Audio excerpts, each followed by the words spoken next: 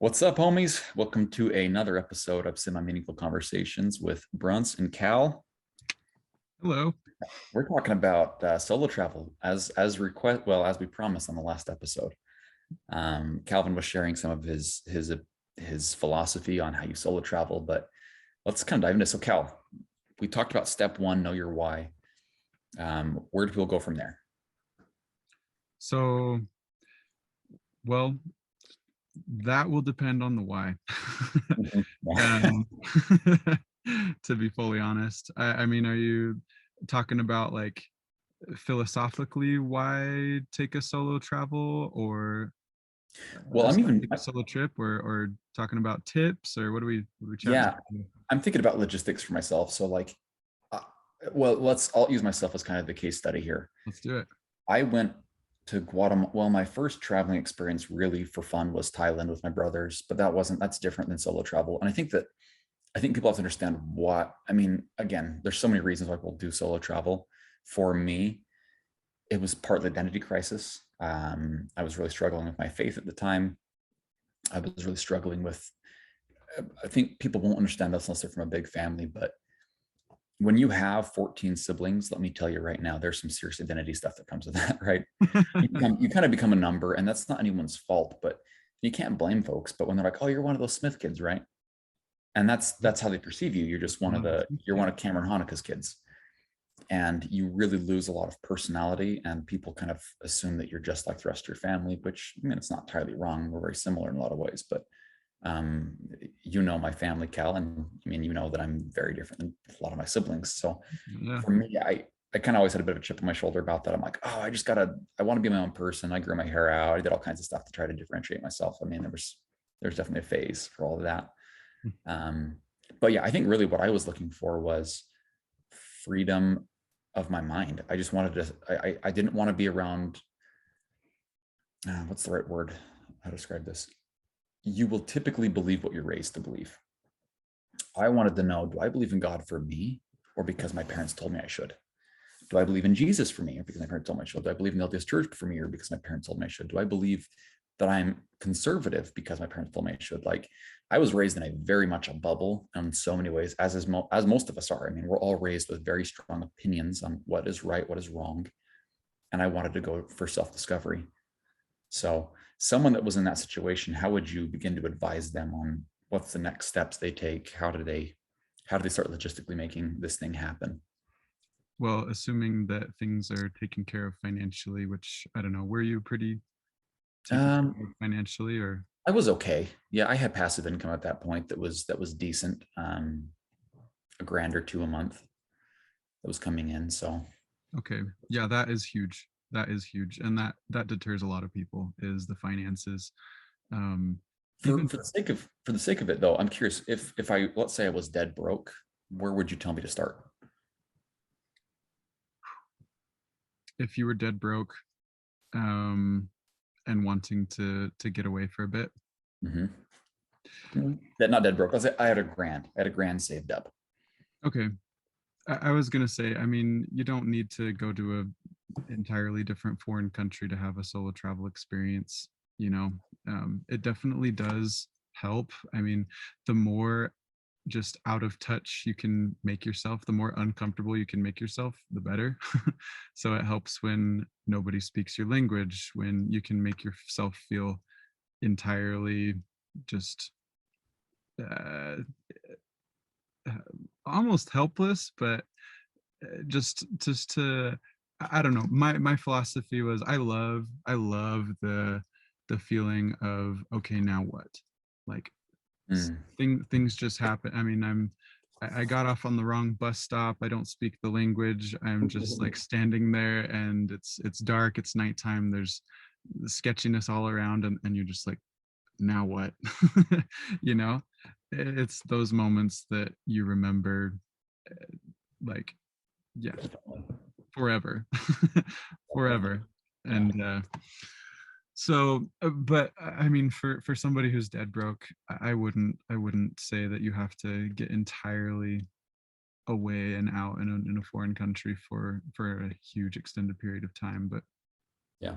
um I have a couple thoughts on this as well. oh yeah. When I was in Guatemala, I met this guy, and his story was so fun to me. So I just want to tell it to people and it'll give him a little bit of perspective. Number one, you told me this, and from talking to you, I realized that it doesn't take as much money as everyone thinks. People think that traveling is extremely expensive. Oh man, you have to be like pretty much rich to go to a foreign country. That is absolutely, that may have been the case 50 years ago. It is not the case today. It is cheaper for me to fly, and I mean this, it's cheaper for me to fly to Cancun than it is for me to fly to Idaho by Yeah. about one quarter of the price. Literally $60 for me to fly to Cancun, 200 and whatever, $250 to fly to Idaho Falls. So like for perspective, right? Yeah. Number two is talking to this guy. His name was Jose, super cool guy. Dead broke. Said that he showed up in well, he started looking at those. I think it's like there's Couch Surfer and Workaway and some of these other websites where you can kind of go live with a family, have a lot of your expenses covered.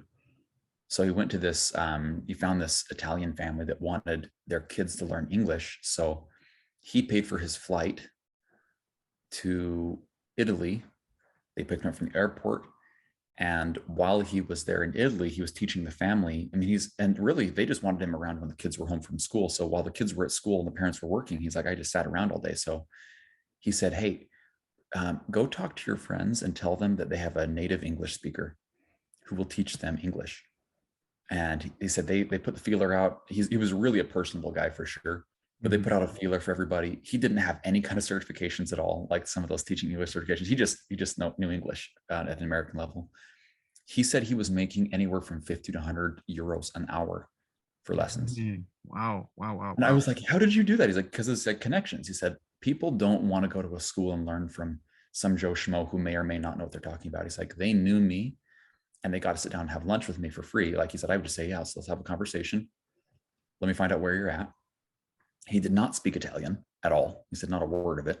Really? Wow. Mm-hmm. So he was just teaching him kind of through immersion. He'd say like, hello, like my name is, and then they knew, like a lot of these guys knew like rudimentary English, Yeah. but didn't have any ability to do conversations. And so he started helping them just having conversations.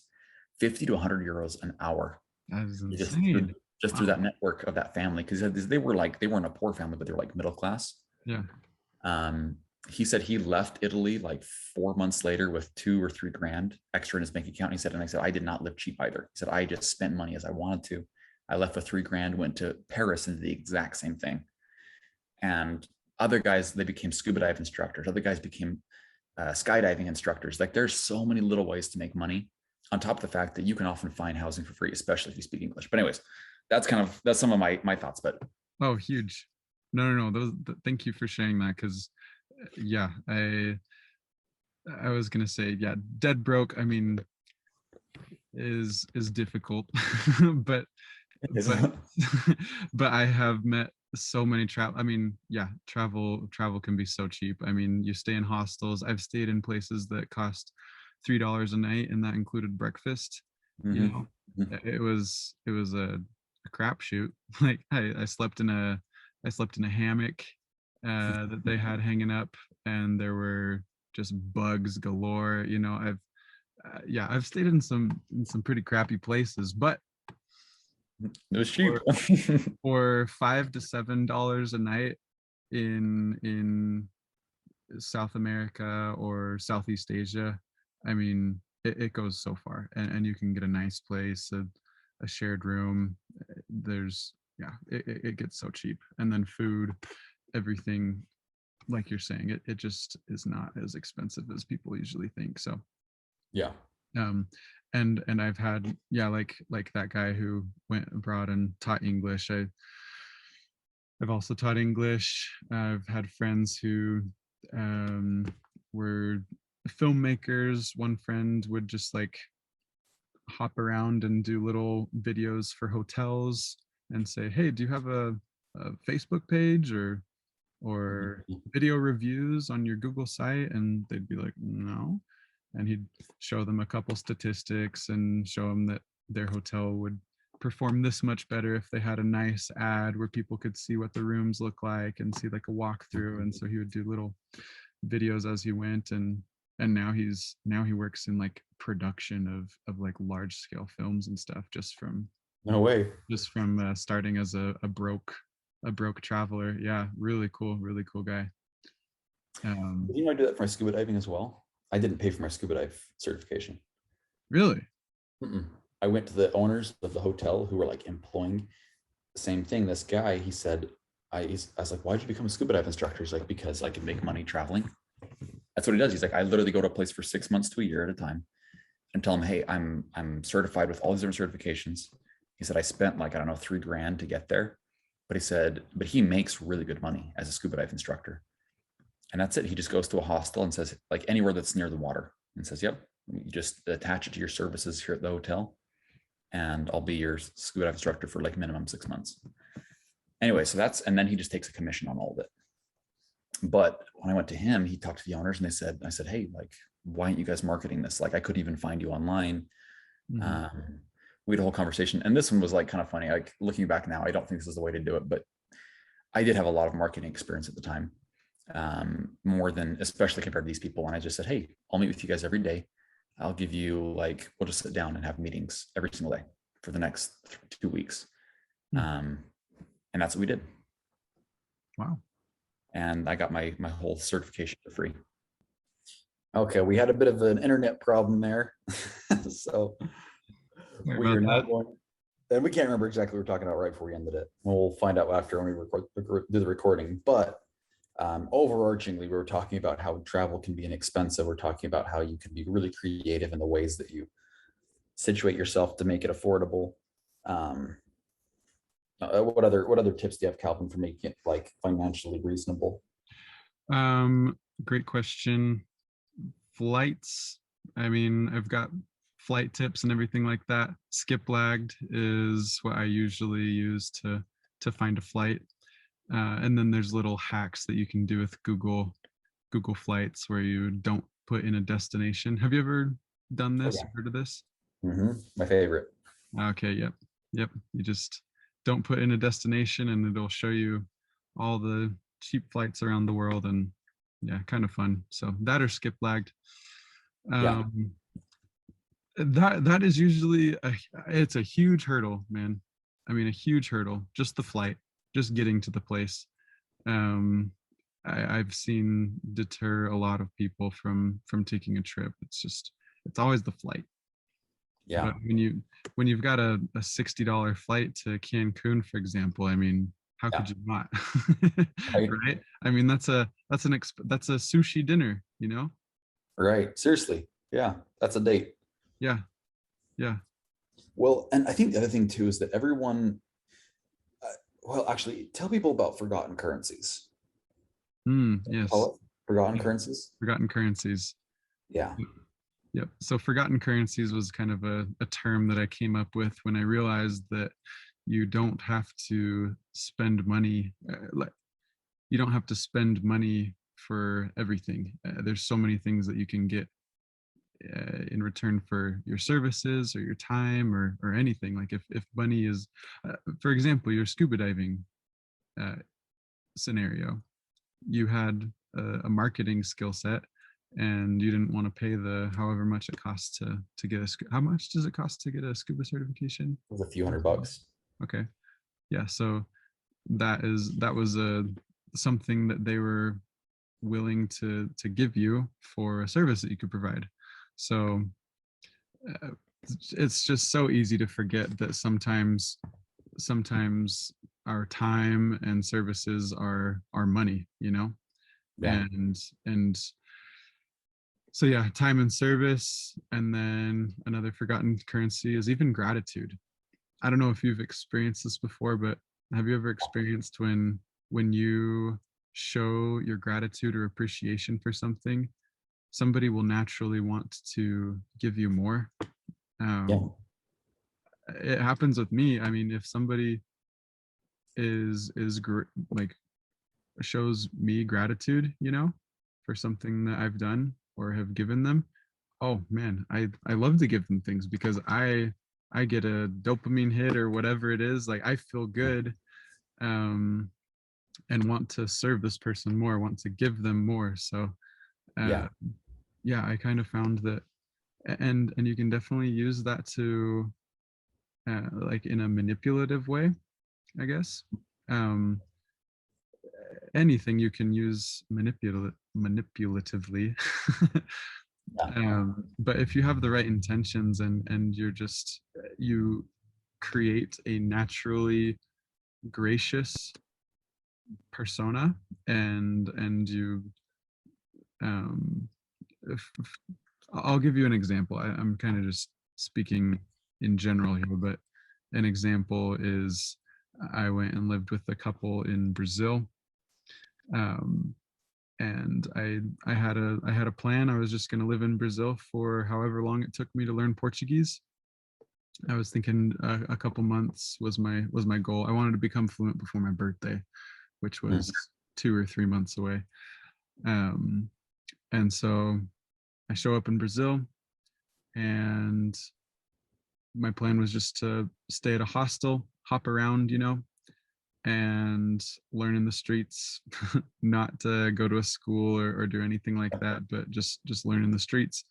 And I was talking to this couple, they and they said, "Wait, this is so crazy. Like, what's your plan? Like, you're just here to learn Portuguese and you're gonna stay at a hostel? Like, why don't you come live with us?" And they were really into, they were trying to build their business. They wanted some videos done. He was a pro surfer but had no like way of producing or making content. And I was just like, oh, I mean, yeah, I'm down. And I took a flight out to where they lived. They were on vacation when I met them, and I took a flight out to where they lived for $80 and just lived with them. And at the, I mean, greatest time, I was able, my Portuguese improved tremendously. And I mean, from zero, pretty much. I learned Portuguese. I didn't improve. I learned Portuguese there. Well, I've asked a lot of people, how is Calvin's Portuguese? And everybody says it's amazing. So Peyton was super impressed by your Portuguese. So That's that cool. says something. Yeah, it helps so much living with them and doing everything. We did everything together. It was so fun. I loved it. They had a blast. Like, and at the end of it, I would give them little gifts and stuff, and go to the market and buy them something, or like a hat. I noticed that the wife really liked this certain hat. Like, we like would go on walks, the three of us, and pass a store. And I remember once she said, "I love that hat," like, and but she couldn't afford it. And so I just got it for her once. And at the end of, I stayed with them for 2 months, and they would not accept any sort of payment. Like, they're like, "You have washed our dishes, you've taught us Portuguese, like we've created videos together, and we've had a blast, and you've always been just, you've shown gratitude, and you've been a light here, and it's been so much fun." And it would they were like, "There's no amount of money that we could accept and feel good about." And Mhm. like, even if it was a small amount, like, we could not feel good about it. And so yeah, I just kind of, that taught me that there are, yeah, just services and gratitude, and just the light or personality that you could bring to somebody's life. Like, Yeah. there's a way to live extremely cheap. So Well, and that really comes back to kind of some of this marketing stuff. In sales, money is just thank you notes. Like, that's really it, right? Like, when you provide enough value to somebody, Zig Ziglar says this, and it's my favorite quote that he says: "You can have everything you want in life if you can help enough other people get what they want." And that's it. Like, you just provide value. And I 100% agree. Even just a good personality that's fun, just being fun, is worth its weight in gold. Because when we buy, um, let's exclude basic survival needs: housing, food, water, etc. yeah. Everything else we buy in our society is for emotional reasons, like, plain and simple. And as a salesman, that's something I leverage a lot: is avoid pain, pursue pleasure. That's really it. So, like, when you can be fun and provide someone with memories, there's always this, people get invited to every party. They get in for free to parties, right? They don't, like, they're the kind of, there's certain people that you're like, we don't care if you even pitch in to the group fund. We just want you there because when you're there, people have memories that last forever. Now, again, I agree. You don't want to be like someone who's a bit of a moocher, right? I think always being willing to offer to pay, but it's so true. Like if you can offer value in ways that people care about, listening to them, being a light, being, you know, someone that carries their burdens with them, just caring, just being a genuinely good person is worth so much. And that guy found that, right? He stayed with that Italian family for all those months, my buddy. They begged him not to go, and then they begged him to come back. He's like every few months they write me and just say, hey, please come back, like we got a bed here, like it's your bed. My grandpa, World War II, stationed in France, really crazy times. He met this family in Belgium, I believe, and somehow they just clicked. And I don't know exactly how the whole story went down, but I do know that they kept a bed just for him. And I was like, why is that? He's like, because I was different, you know, and he was a really good man and they could sense it. And my grandpa made ridiculous amount of money in his lifetime because he just knew how to give. Again, it was adding value. He added value wherever he went. He had great friendships, great businesses, like, and all of it was based on how much more can I give? How much more can I serve? How much more can I serve? And so these people, I mean, same thing, insane loyalty to a total stranger that didn't speak the same language. And they said this, and they told him, like, you know, this bed is your bed. No one will ever sleep in it but you. That's awesome. It's crazy. Like, you know, during World War II, war ravaged Europe. And I think you're spot on though. I love that forgotten currencies thing. It's always kind of stuck with me. The first time you told me about that, I'm like, that is so true. Yeah. Oh, that's really cool. And I think that, oh yeah, a huge part of it is not being a moocher. There's such a fine line with this. I mean, I tell people that story and they're like, you literally mooched off of those people for 2 months. I'm like, no. I mean, it can be seen that way, but what I see like that makes it a difference is, first of all, I didn't go to Brazil expecting for somebody to let me into their home. Yeah. I had a plan. Like I was going to pay my way. I was going to live at hostels and hop. Like that was my expectation, you know. Mm-hmm. And then like when they offered that and I saw it as a benefit to me and to them, I was like, great, I'll take that. Like if you'll offer that, I'd love that. What an experience, you know, to be able to Yeah. live with a couple that doesn't speak any English, you know, and I'll just be able to immerse myself and just have a great time. I'll learn how to surf. I'll learn Portuguese. It was just great. And then at the end, me being fully willing and expecting to pay them for everything, for housing, for electricity, for I did not, I paid for my food. So when we would go to the market and everything like that, we would split costs of food. But I spent so little on that trip because they wouldn't let me pay for housing or electricity or anything else. And so Well, and mooching is when you are leveraging someone's fear of certain social norms. For example, it's living at someone's house and they wish they could kick you out, but they don't know quite how to. That is mooching, right? When someone does not want you to be there, but they're just too afraid to say no, that is classic mooching. But if they're getting their value out of it and it's completely worth it to them, excellent. And that's, I think, a big thing that I struggled with growing up is that I always felt like, oh, you should never accept anything from everybody. Like, just don't, because you don't want to take advantage. You know, it was always being very considerate, but I've realized, oh, like say yes all the time. Someone says, hey, let me take you to dinner. Great. I really appreciate it. You show forth intense gratitude and then you over deliver. yeah. Like I have an uncle that is famous. People, like, everybody wants to do a favor for him. Like I mean this, I genuinely am trying to find ways to do favors for him because he overgives every time in unusual ways, right? It's interesting. Like if you go and help him with a project, next thing you know, you get like some fancy, like custom made knife in the mail. He's like, hey, thank you for your help. Because he has a buddy who owes him a favor for something else. And he says, hey, can you get a knife made for my knife? Like that's the way he thinks. It's always, if you serve me, I'm going to serve you more. Like will always be in my debt. And so, and similar with you, right? Like you went to that family. I guarantee you to this day, they never thought, oh man, we regret inviting Calvin over. Like it's always been like, man, what a wonderful decision. We wish you'd come back because you over delivered. Like they gave you this, and finances or no, you over delivered in every other category. And that's what I think the big difference in mooching. Mooching is when you're literally just leveraging their fear of hurting your feelings, or their politeness, or their best attributes. You're leveraging that selfishly. But yeah, again, it doesn't have to be money for money. Like, I have people that have taken me on these amazing, like, taking me to their, $16 million cabin. I can't pay for that. And they know that.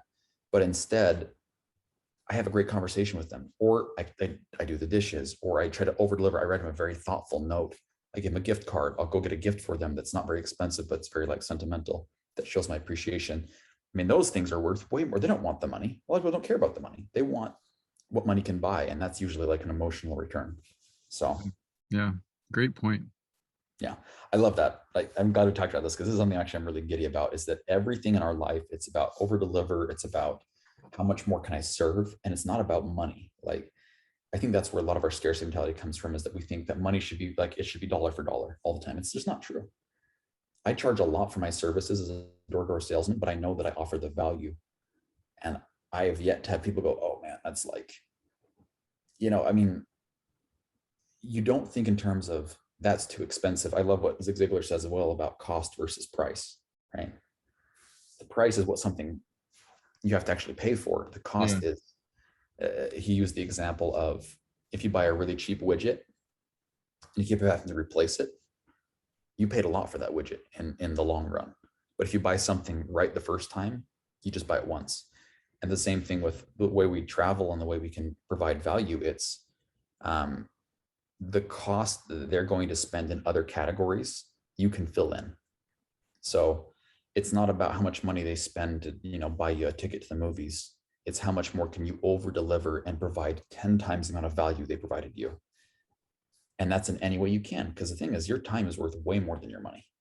Oh yeah. The ability to listen is worth way more than their money, because you can't buy someone that cares. But you might be able to find someone that does, Yeah. I love that. What a great topping point. Like such a profound theory. I love that whole forgotten currencies, because that's so real. Yeah, it's huge. It is huge. And we sometimes forget, like, we can do it more often than we think, Mm-hmm. Yeah, just I've had so many long conversations with store owners, that's always been something that I've loved doing. Just when you're traveling and you have a time that you don't know how to fill, you're looking for people to meet, shop owners, just like little hole in the wall places that aren't getting a lot of traction or anything. I'd just go in and start chatting with the owner or whoever was behind the desk, and just get to know them. And I mean, I've gotten free stuff just from chatting, like with no expectation, um yeah, it's amazing. It's amazing how much this world really needs emotional connection from a complete stranger. I mean, yeah, I don't know. It's interesting. Yeah. Well, and it's your creativity can be leveraged so much.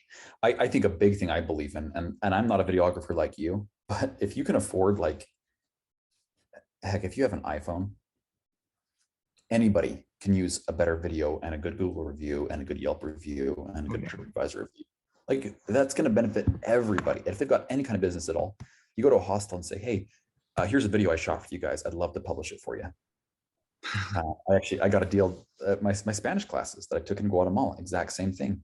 I said, I don't have a ton of money, but I do have time and I've got skill set. And I'm not a good videographer. I'm not even like, we're not even in the same category, right? I shot an iPhone video. I recorded it on iMovie and I presented it to them, like, you can say, hey, here's a video. Like, you guys can publish on your Google page and just have something to look at. And if that only brings in 3 more customers, great. And they were like, that's totally worth us giving you, essentially what on their cost, it was only a few bucks. Yeah. What I was gonna have to pay for it was a lot.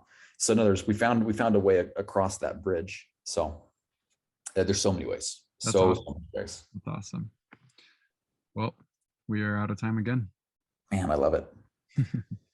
But we haven't even gone that deep into the whole solo travel thing, but yeah. We haven't. We'll have to talk about this again. And for those of you that are listening, shoot us some DMs.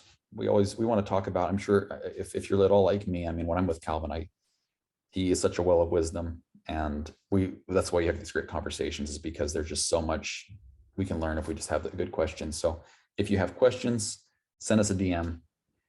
We will craft our episodes on answering some of these questions for sure. So, and if we don't know the answer, we'll maybe find someone that does. Yeah. Oh, we'd love to bring anybody else on if you're listening and you have a certain skill set or experience that you'd like to share. I'm down to bring other people on and have a semi-meaningful conversation with you. Awesome. Well, fellas, until next time. Bye.